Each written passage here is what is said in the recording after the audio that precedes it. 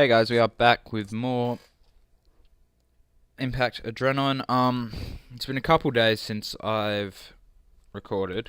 It'll probably be a couple days since you guys got the first show since Against All Odds. But yeah, I've just been a bit busy. Now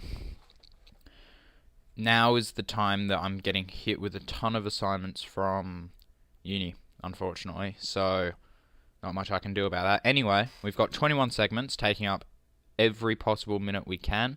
So we will get on with Impact Adrenaline episode 7. I want to say episode 7. And we're in front of 4,766 people at the Riley Center in New York, where in a pre-show bout that had subpar wrestling and non-existent crowd heat, Phoenix defeated Aiden O'Shea in 6:48 by pinfall with a Meteora.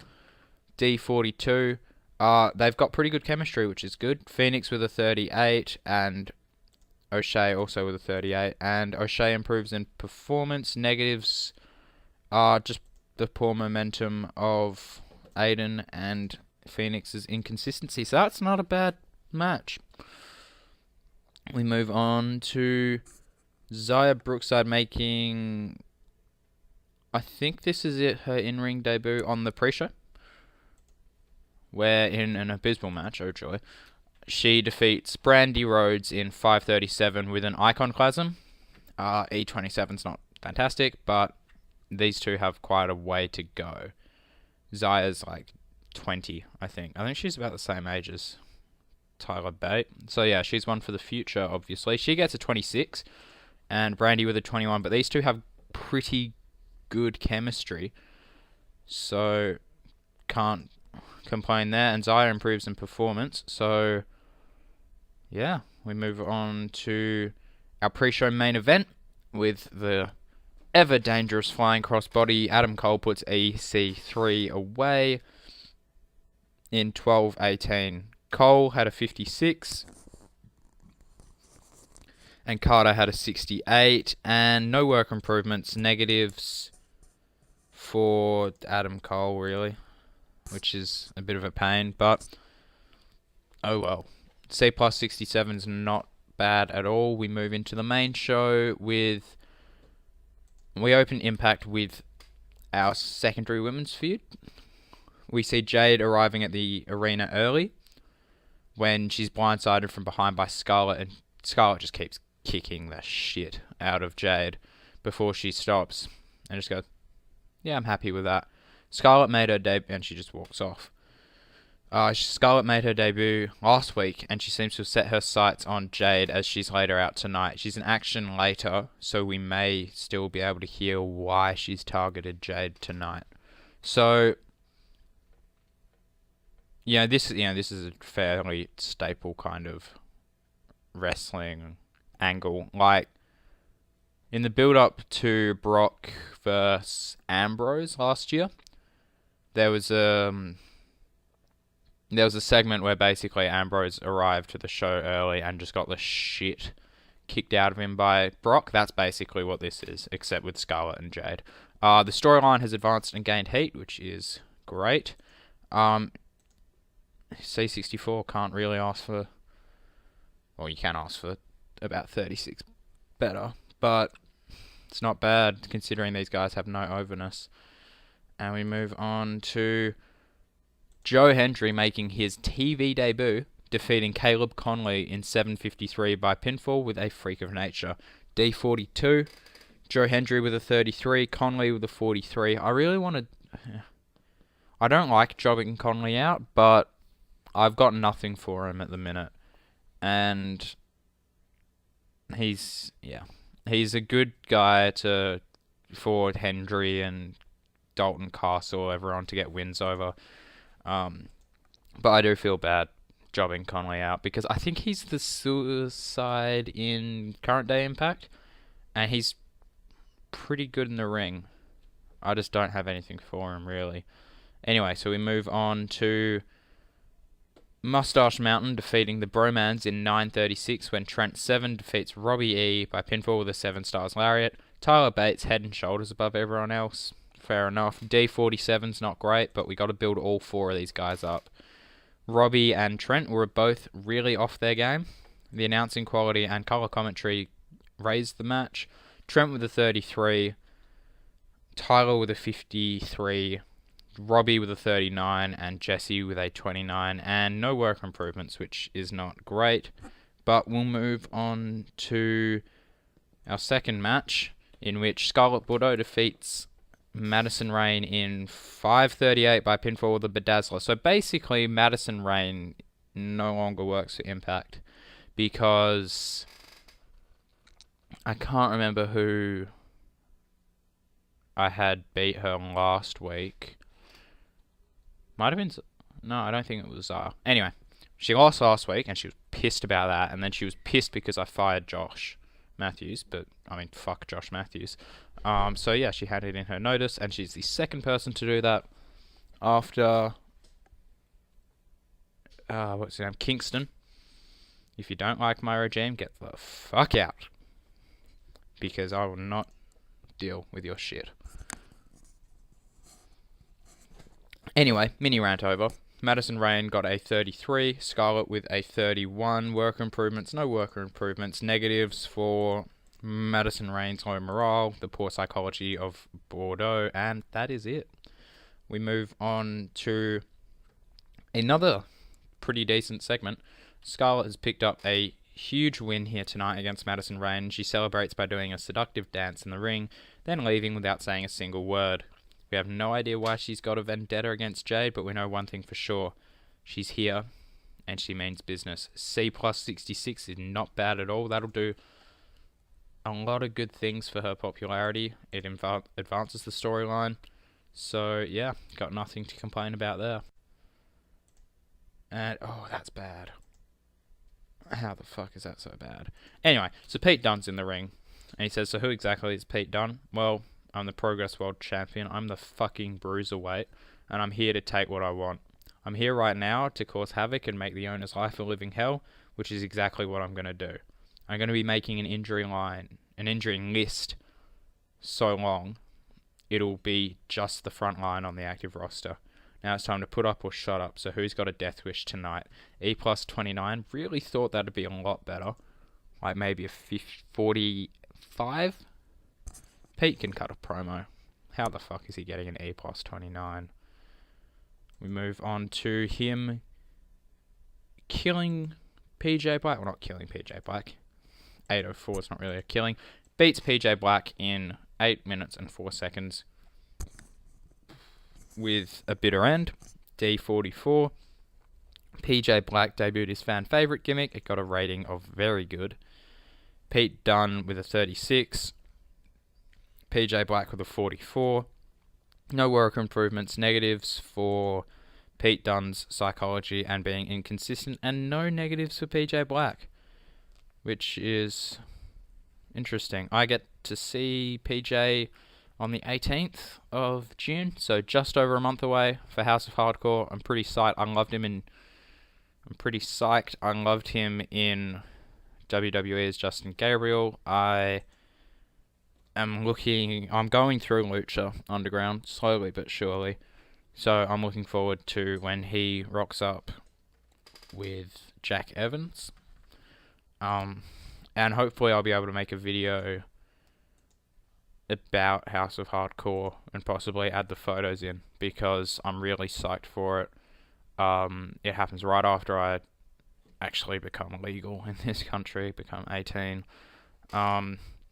So hopefully I can have a great time. Completely irrelevant. Anyway, moving on. Also not great. We see Ali again in the asylum. This time she's been stripped down to her underwear and she's curled up into a ball in a cage.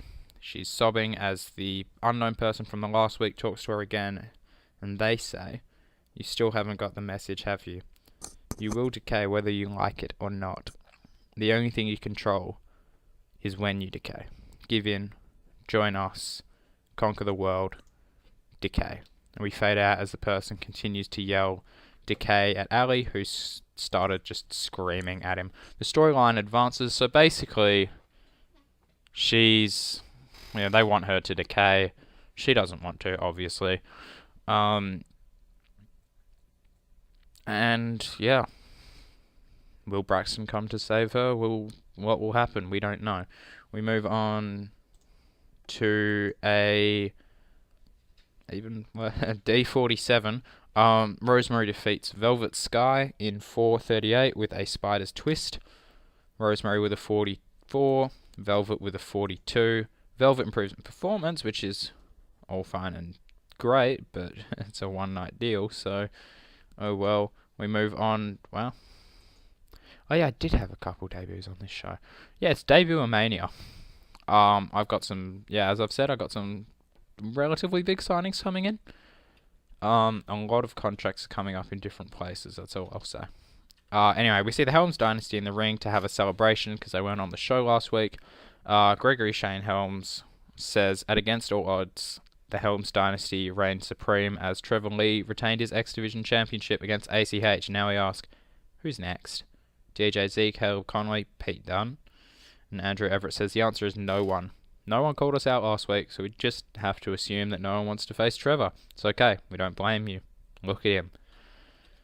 And Trevor goes to speak when he's interrupted by one of Impact's newest superstars, Matt Sydal. And Sydal just comes out without a microphone and he just points to Lee, points to the championship, and leaves.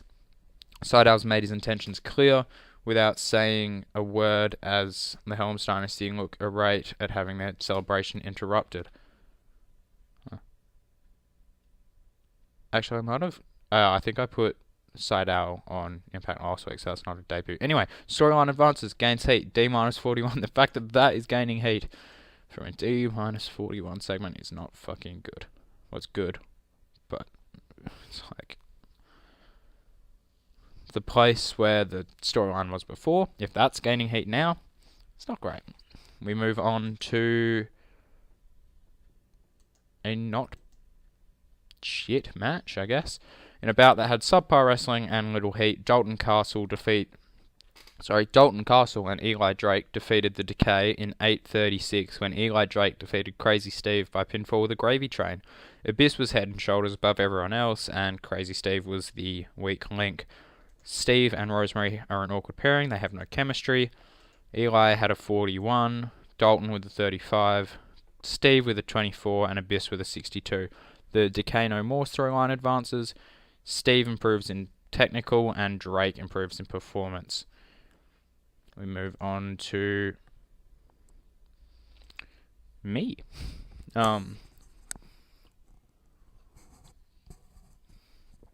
So he's basically backstage with Mandy, or I'm backstage. And I look at the camera, and you can see my arm's fucked, and it's in a sling, and I'm pretty fucking furious.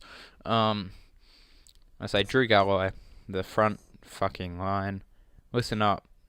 Especially you, Marty Skull. You're lucky you aren't suspended, let alone fired. Oh, wait, sorry. Yeah, you're lucky you aren't suspended, let alone fired, Drew, after the shit you pulled at Against All Odds. Which is why, Marty, you're officially suspended for 3 weeks without pay. If I fired you, you'd just come back to fuck my company up.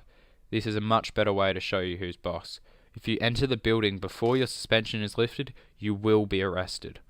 Now, Drew, for your punishment, you will defend your Grand Championship against Eddie Edwards, Jay Briscoe, and Chris Hero in a fatal 4-way next week.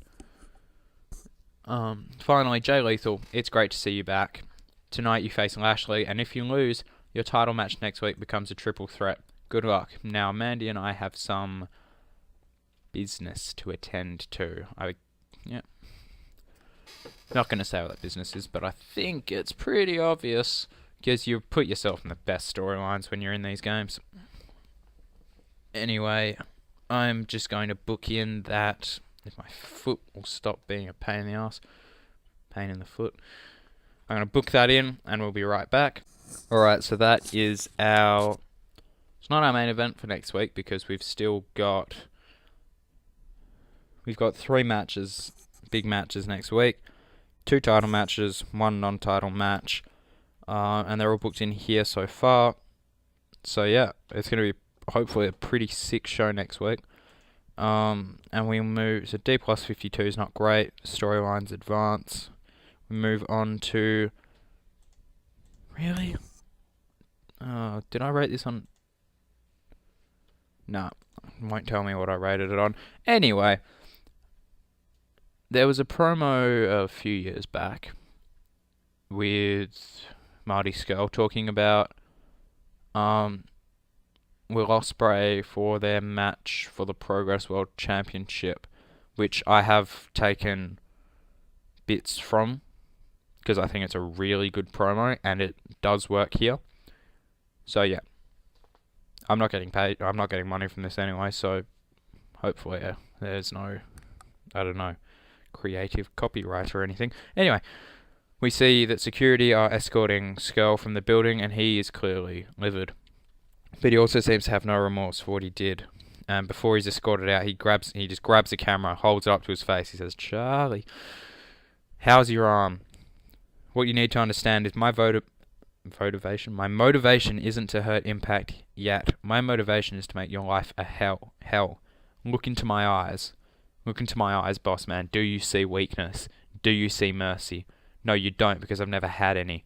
These are the eyes you're going to be looking into when we take your company, your house, your girlfriend, and finally, your sanity. Long live the villain." Who is now the newest member of the Bullet Club, so that's bloody sweet. It is too sweet. D plus 53. Storyline has to be built up.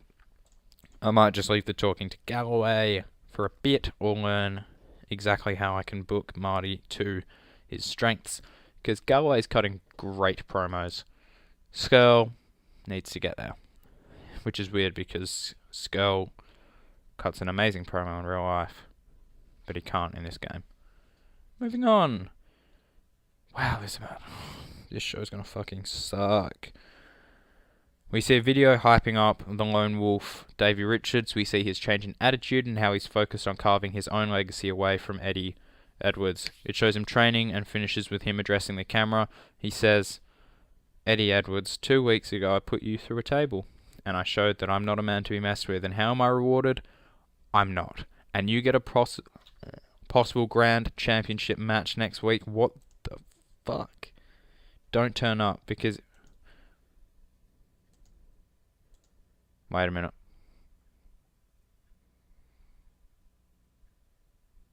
I need to check something, but anyway, don't turn up next week because if you do, you won't live to see another day. I will be right back. I just need to check my notes for something. Okay, so I've just checked because I've written everything down for this storyline with Drew. And basically, whoever pins Drew, if he gets pinned, they'll get a title shot at No Remorse. So, yeah. Good that we just cleared that up because I don't think I actually said it in the promo. D plus 48's not great. Wolf storyline advances, loses heat. Fuck.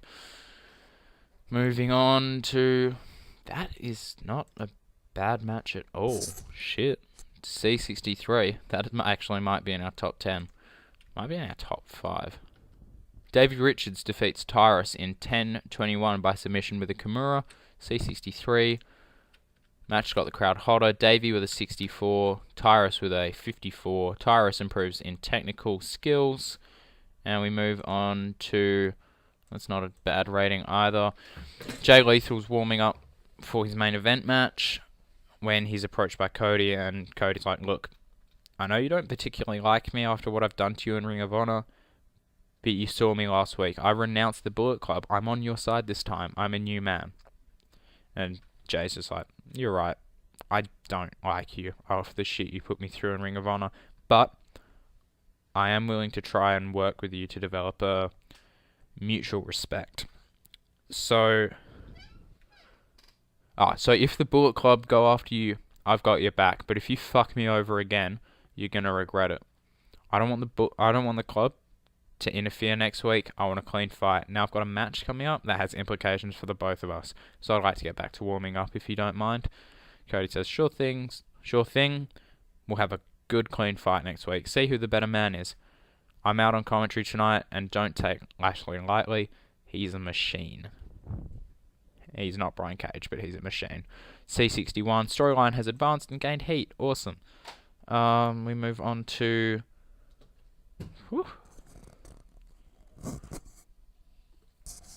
Sudden Impact are making strides, man. C60 is not a bad match at all for a lower mid-carder and an opener. But that also has to do with Homicide and Low Key, who are on one-night deals at the minute, but who knows? They could come back. Sudden Impact defeat Homicide and Low Key in 8:14 when Mark Andrews defeated Homicide by pinfall with a top rope moonsault. Andrews was the weakest link, unfortunately, but building him up. They showed great, excellent chemistry when teaming together. Got the crowd hotter again. Andrews with a 42, Koto with a 55, Low Key with a 56, and Homicide also with a 55. The only one we really need to know is Kota Ibushi improves in technical skills, which is flippin' mental. Well, not flippin' mental, flippin' great. Next segment. Oh, that could have been better. Sudden Impact have another big win tonight as they continue to make a statement here on Impact Wrestling. They celebrate as the Broken Hardys make their way out to the stage. Matt Hardy says, "Impact that is sudden. Last week you issued a non-title challenge to us, House Hardy, and we are here to tell you that we accept, and next week you shall be deleted." Sudden Impact are just like, sweet. They high-five in the ring, clearly stoked that they've been given the opportunity to show their worth against the standard bearers of the tag division, the Broken Hardys. The storyline advances, loses heat. Damn. Just -4 at Broken Matt Hardy's motivation. C-54 is not great. Oh well. We move on to the main event. No. Well, I thought that might have done a tiny bit better. We get a quick hype video for Drew Galloway. It showcases his aggression and determination. He wants to be shown the respect he feels he deserves, and now with the front line behind him, can he be stopped? And Galloway just says, "I know you don't want to show me the respect I deserve, but as I've already proved, I'm willing to go to lengths that most others aren't able to go to. I've had your arm snapped already, and now you've got a pretty little girlfriend. I've got a whole nother angle to attack you from. I'll see you next week." So yeah, have I just opened up another weakness by bringing Mandy in? Maybe not. But yeah, this storyline, I'm enjoying booking this storyline because, well, one, being in a story with Drew Galloway and the front line, as I'm calling them, would be friggin' mental. Fucking mental. Like, that'd be so much fun. Especially if I was, like, a personality, so I didn't, like, yeah, I'd love to be in the ring, but I would be way too scared of getting hurt, which is not great. Anyway, the storyline advances, gains heat, C+70. What do you guys think of this storyline? Someone comment below, please. Not a ton of, not any comments really, but I don't know. I'm enjoying booking it, but yeah, like, if you guys don't like or comment, I don't know what you like or what you don't like. If you don't like something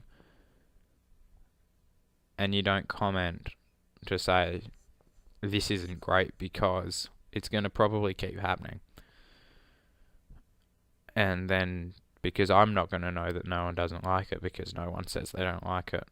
Or if someone does like something and I drop it because I think people don't like it because they're not commenting on it, it's, miscommunication and everything. So yeah, I'm just saying, comment below, please. Tell me what you think. If you want to plug your shit, even though I've got, like, not as many subscribers as most YouTubers. Anyway, well, yeah, TEW YouTubers. Moving on, mini kind of, not rant, but like empathy session over. We move on to the main event, which gets a C70 as well.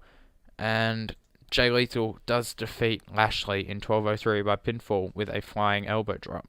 See, I'm alright with the flying elbow drop because it's like black machismo. And a flying elbow drop can actually be a finisher, not a flying cross body. Adam Cole.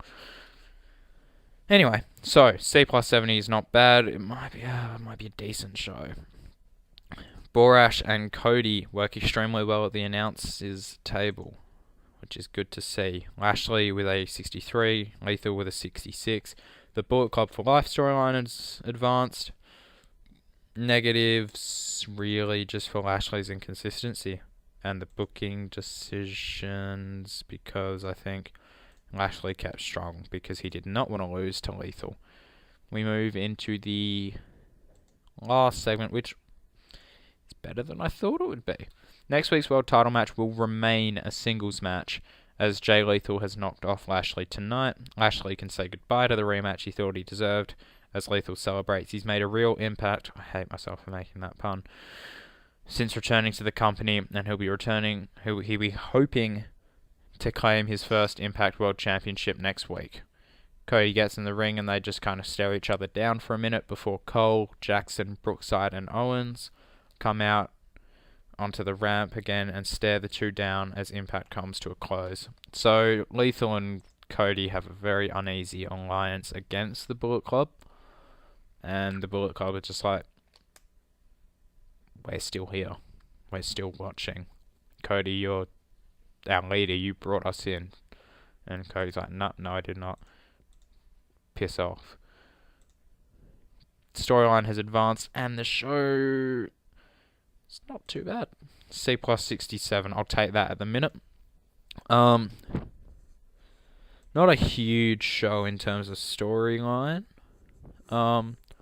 Definitely advanced the Respect storyline, so that took center stage. Because I'm trying to make the Grand Championship big.